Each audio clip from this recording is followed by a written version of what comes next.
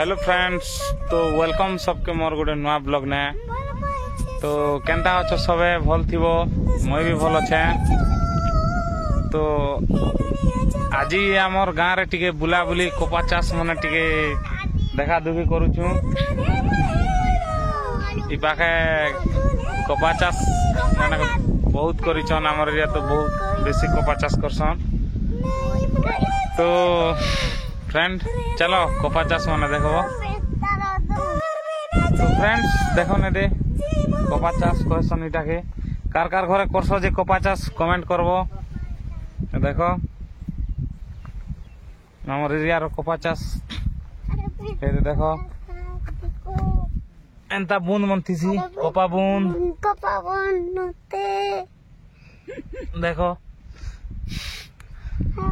देखो पूरा बड़ बड़ एरिया ने करा हिचे।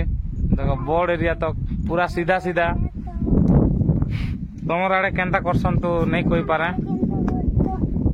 हमर एरिया गोटे लाइन कपा करसन और गोटे लाइन कांदुल जेंटा कहसन जेंटा राहेल सीधा करसन। और देखो बहुत पूरा बहुत एरिया ने हमर एरिया ने करसन, बहुत मात्रा रे कपा चाष करसन। धान चाष टिके कमी भी जे पारे किंतु कपा चाष बहुत बेले हमरटा टिके जंगलिया एरिया तो ए जगरू। तो देख लो हमर आड़ कपा चाष। तो ठीक अच्छे भेटमा आर नेक्स्ट वीडियो ने।